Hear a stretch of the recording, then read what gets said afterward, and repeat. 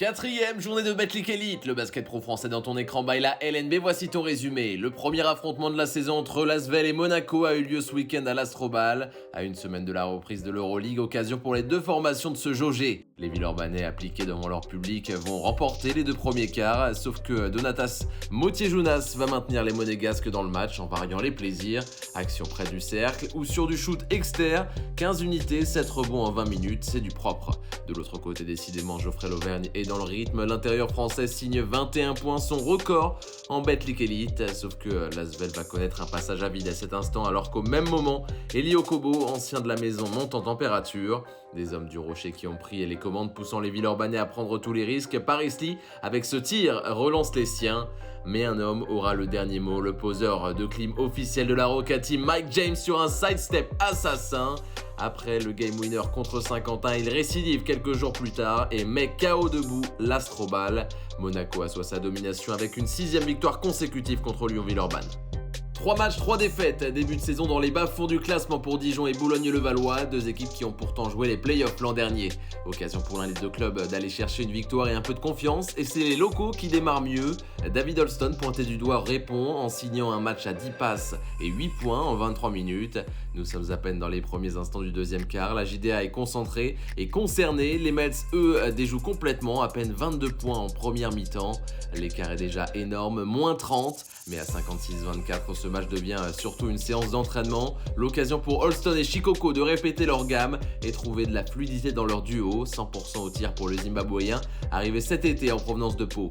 Avec l'arrivée de D-Bost, Grant Sherfield est passé en sortie de banc, 2 sur 6 derrière l'arc pour le natif du Kansas.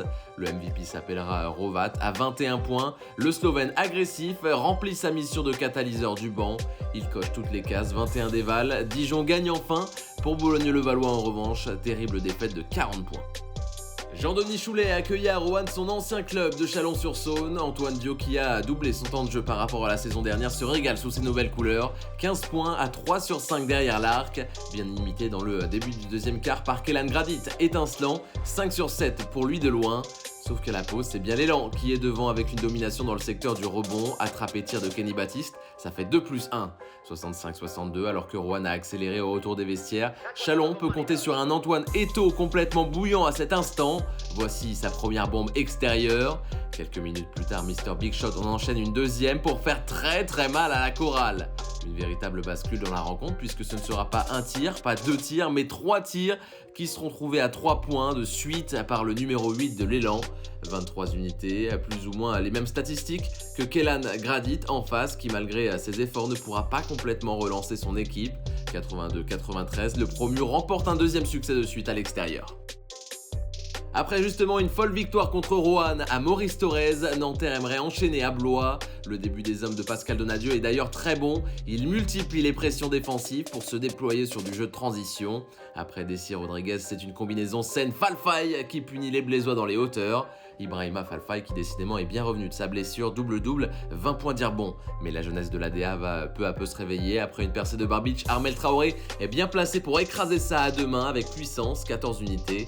Et que dire une nouvelle fois de la prestation de Milan Barbic qui égalisera ici. Rien de forcé, il joue juste et reste dans ses standards.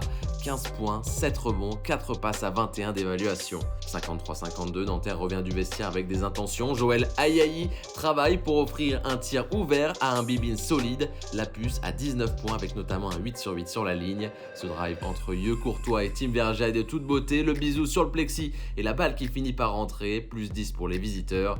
Les jeux sont faits. Première victoire à l'extérieur pour Nanterre 92 qui prend la 6e place. Le Mans et le Portel, deux équipes complètement assommées lors de la 3e journée. Un MSB en totale déroute à Paris et un ESSM recevant une correction à la maison contre l'Asvel. Les locaux sont appliqués avec un Devante Jones qui se fraye un chemin sur cette contre-attaque en solo. Pour répondre, les nordistes s'appuient sur un Bastien Vautier. L'ancien Red Giant, dans sa première saison en Betclic Elite, se montre très intéressant, 4e top scorer avec 17 points de moyenne.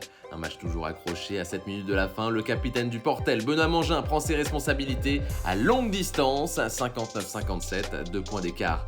Mais le 4e quart basculera en faveur des Sartois avec un Abdullah Ndoye qui finit très fort la rencontre, drive tout en puissance pour conclure devant Vautier.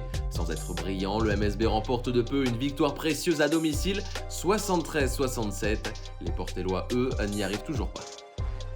Soir de dernière pour le directeur sportif de la JL Bourg, Frédéric Sarr, qui prendra une retraite bien méritée à l'issue de ce Bourg-Gravelines-Dunkerque. Jaquan Lewis se balade derrière les écrans et score sur une jambe. Un meneur de jeu qui met son équipe sur de bons rails puisque c'est lui à l'initiative de cette passe rapide en transition. Isaiah Mike n'a plus qu'à dunker, excellente lecture de jeu.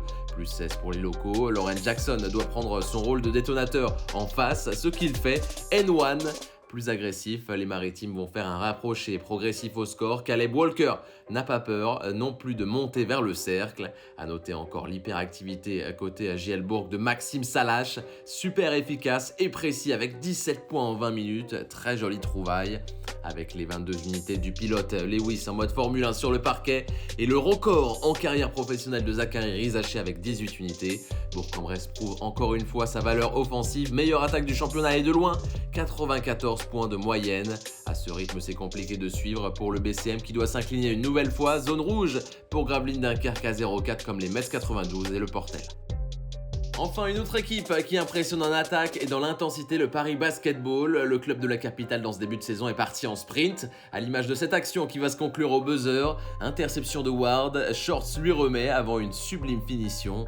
Les hommes de Tuomas Lizalo semblent sûrs de leur force avec le meilleur marqueur de Betclic Elite, TJ Shorts, encore avec un match plein, 17 pions, 9 passes et 0 ballon perdu. Avec lui, chaque erreur se paye cash. La feinte meurtrière devant Beaufort avant un tir au buzzer. C'est Nadir Ifi qui est admiratif, 16 points d'avance pour Paris sur le parquet de Beaublanc à la mi-temps. 28-52, Nicolas Lang se rapproche pour scorer enfin. Limoges tente de se relancer, mais l'écart est déjà trop important. Paris ne perd pas vraiment le rythme. Sébastien Herrera pour une dernière filoche de loin.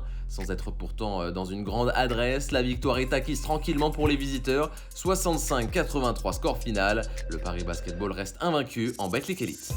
Une nouvelle journée aura lieu en ce début de semaine. Mardi, JL Bourg-Sig, Monaco-Dijon. Mercredi notamment, Nanterre-Le Mans et jeudi, Nancy-Paris.